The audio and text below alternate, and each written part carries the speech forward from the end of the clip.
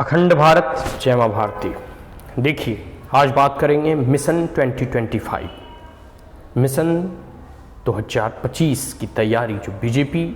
के द्वारा प्रारंभ और आरंभ होने वाली है वो 30 और 31 जुलाई से, जब पूरे के पूरे बीजेपी के सातों मोर्चे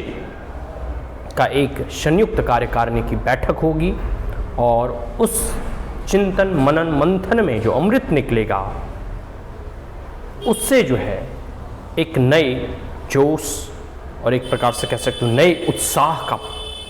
कह सकते हो ना कि प्रचार प्रसार होगा तमाम युवाओं में,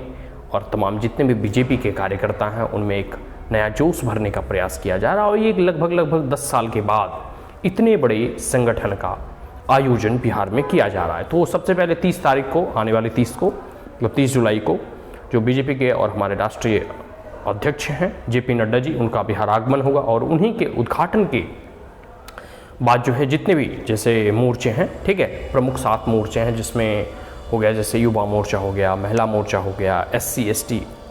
के मोर्चा हो गए, जनजातीय मोर्चा हो गए, और जितने भी जैसे किसान यूनियन या किसान मोर्चा हो गए, तो जितने भी मोर्चे हैं उनके तमाम जो है मोर्चों के प्रमुख और पूरा कह सकते हैं एक प्रकार से कि सभी संयुक्त मोर्चों का एक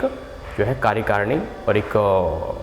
मीटिंग बुलाई गई है, जिसमें यह तय किया जाएगा कि कैसे आने वाले समय के लिए और 2025 के लिए और 2024 के लिए भी, मतलब प्राइम मिनिस्टरशिप के इलेक्शंस के लिए भी, और मतलब जो प्रधानमंत्री मोदी का चुनाव होगा उसके लिए भी, और दूसरा जो है बिहार विधानसभा के चुनाव के लिए, उसके लिए भी प्रिपरेशन करना होगा। देखिए, प्राइम मिनिस्टरशिप के लिए तो मोदी का एक करिस्मेटिक फैक्टर है ही, उसके लिए जो है पूरे के पूरे इंडिया लेवल पे उसकी तैयारी होगी, लेकिन बिहार स्पेसिफिक में भी उसकी चर्चा होगी कि किस प्रकार से बिहार में अपना जनाधार बढ़ाया जाए और किस प्रकार से जो है वहाँ जो है पूरी की पूरी 40 सीटों पे जो है अपना एक जो कह सकते हैं कि हर बूथ जो है मजबूत हो, इसके लिए प्रयास किया जाएगा। लेकिन इसके साथ साथ जो मेन जो है ना तैयारी है वह बिहार विधानसभा की भी होगी। किस प्रकार से, देखो, एक लंबे कार्यकाल तक जो है जेडीयू का बीजेपी ने समर्थन किया। बीच में जेडीयू के नीतीश बाबू जो है, नीतीश कुमार सुशासन बाबू जो है, आदरणीय नीतीश कुमार ने आरजेडी का भी दामन थामा, फिर वापस बीजेपी में आए। तो एक प्रकार से कह सकते हैं कि एक जो है लंबे समय तक बीजेपी उनका समर्थन करते आई है। अब समय आ गया है कि जब बीजेपी को जो है अकेली चुनाव लड़ना चाहिए, अकेले बहुमत हासिल करना चाहिए, अकेली सरकार बनाना चाहिए और अपना एक ऐसा मुख्यमंत्री मतलब सामने रखना चाहिए जो जनता के भलाई के लिए, जनता के कल्याण के लिए कार्य करे। क्योंकि हमने ये पूरा का पूरा टेन्यूर देखा है, मतलब आरजेडी का भी थोड़ा बहुत टेन्यूर देखा है और फिर ये जेडीयू का भी तो कह सकते हो पूरा का पूरा नीतीश बाबू का कार्यकाल देखा है। शुरुआत के दौर में नीतीश बाबू का कार्यकाल 2-4-5 साल बढ़िया रहा था, जिसमें कि उन्हें सुशासन बाबू या विकास पुरुष की उपाधि दी गई, 7 निश्चय वगैरह ये जो भी प्रोग्राम लॉन्च किए गए थे वो उसमें सफलता अर्जित किया। लेकिन आने वाले समय में और अभी का पीरियड तो करप्शन उतना ही चल रहा है, क्राइम का मतलब कह सकते हो स्थिति उतना ही डामाडोल है। फिर किस प्रकार से जो कह सकते हो कि स्थिति दिन प्रतिदिन बेहतर होने की सिवाय जो है उतनी अच्छी नहीं हुई। लोग अभी भी माइग्रेट करके दूसरी जगह जा रहे हैं। तो बहुत सारे ऐसे कह सकते हैं ना कि सोशियो इकोनॉमिक त्रासदी से बिहार गुजर रहा है। अभी भी एम्प्लॉयमेंट वगैरह की स्थिति एकदम अच्छी नहीं है। तो किस प्रकार से बिहार में इंडस्ट्री वगैरह इस्टेब्लिश किया जाए, किस प्रकार से बिहार का ऑलराउंड डेवलपमेंट हो, किस प्रकार से बिहार के माइग्रेशन जो दूर दराज लोग काम करने जाते हैं वो रुके और बिहार में ही उनका कह सकते हो कि जीवन यापन जीने के लिए और रोजगार मिल सके। तो ये सब व्यवस्थाएं जो है कैसे बिहार सरकार करे, इसके लिए जरूरी है कि एक परिपक्व लीडर जो है अब उभर कर बिहार में आना चाहिए, और वह सिर्फ और सिर्फ बीजेपी दे सकती है। क्योंकि आरजेडी की स्थिति मतलब कुछ ही चाहे 1-2 साल ही रहे, तेजस्वी यादव को लोग ने देख ही लिया, और उनकी जो कह सकते हो कि लालू जी का कार्यकाल की तुलना लोग जंगल राज से कहते हैं कि इस प्रकार से जो है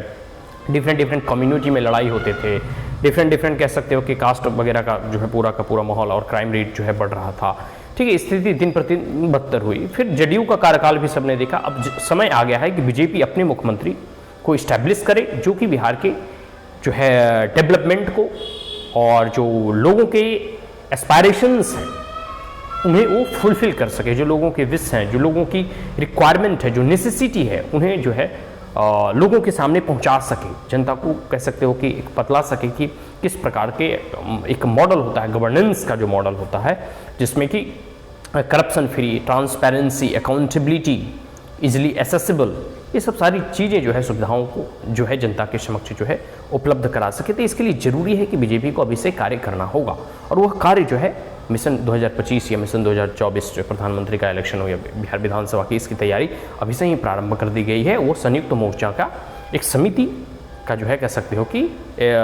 मीटिंग बुलाकर, और इसमें जो है अभी जेपी नड्डा के द्वारा इसका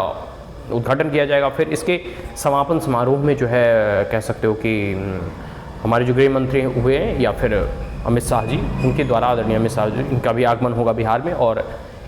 इनके द्वारा जो है समापन किया जाएगा। एक प्रकार से कह सकते हैं युवाओं में या फिर कार्यकर्ताओं में जो है जोश भरने का प्रयास किया जाएगा। तो एक अच्छा पहल है, बीजेपी अभी से ही सजग है, अभी 2-2.5 साल है, और इसमें प्रमुख जो कुछ मूलभूत जो चीज़ें सामने आ रही है वो यह है कि हर बूथ पे अब और हर विधानसभा, जितने विधानसभा हैं, कम से कम उतना नहीं तो कम से कम 200 विधानसभा को सिलेक्ट किया जाएगा, चुना जाएगा, ठीक है। और ऐसे विधानसभा जहां बीजेपी जीत चुकी है, और ऐसे विधानसभा जहां बीजेपी दूसरे नंबर पर है और जीतने की संभावनाएं हैं, ऐसे विधानसभाओं को चिन्हित किया जाएगा, या फिर ऐसे विधानसभा जहां पहले बीजेपी जीती थी लेकिन इस बार हार चुकी है। इन 3 तरह के ऐसे विधानसभाओं का जो है चिन्हित करके, और यहाँ जो है पूरे के पूरे देश से जो कह सकते हैं कि नेता मंत्री जो बुलाए जा रहे हैं वो हर जगह जाएंगे और उन विधानसभा में कुछ दिन स्टे करेंगे। स्टे करने का मतलब है कि वहाँ प्रवास करेंगे, वहाँ रहेंगे, वहाँ कार्यकर्ताओं से जो है मिलेंगे। ऐसे होता क्या है कि जब चुनाव की घड़ी आती है, जब कह सकते हो कि जब चुनाव का डेट डिक्लेयर किया जाता है, तो बड़े बड़े नेता मंत्री जो है वहाँ आते हैं और मतलब भाषण देते हैं, स्पीच देते हैं, लेक्चर देते हैं और चुनाव के कार्यों में जुट जाते हैं। तो उससे क्या है कि लोगों से जो एक संपर्क साधने की प्रयास जो होता है वो नहीं होता है, क्योंकि दोनों में लिंक नहीं होता। अब जब अभी से ही प्रयास किया जाएगा, अभी से ही बड़े बड़े नेता मंत्री वहाँ जाएंगे, प्रवास करेंगे, लोगों से मिलेंगे जुलेंगे, तो कार्यकर्ताओं का तो हौसला बुलंद होगा ही। इसके साथ साथ जो वहाँ के पीपुल्स हैं, जो वहाँ के सिटीजन हैं, वह भी जो है बीजेपी से और अधिक जुड़ेंगे। तो ये एक अच्छा पहल है, अच्छा प्रयास है बीजेपी के द्वारा, जो कि आने वाले समय में इनका जो है वोट परसेंटेज तो बढ़ाएगा ही, साथ साथ सीटों की संख्या दिलाने में भी एक जो है महत्वपूर्ण एक फैक्टर होगा। आप लोग देखोगे आंध्र प्रदेश, तेलंगाना या तमिलनाडु, उन सब हो में क्या है, या फिर बिहार की ही बात करूं तो प्रशांत किशोर, देखो एक जो पद यात्रा की उन्होंने बात की है, जो पद यात्रा का कॉन्सेप्ट है, यह एक अच्छा कॉन्सेप्ट है। महात्मा गांधी भी देखो जब साउथ अफ्रीका से लौटे थे तो उन्होंने भी पद यात्रा की थी। तो ये अच्छी एक स्ट्रैटेजी है हमारी पार्टी के द्वारा या फिर बीजेपी के द्वारा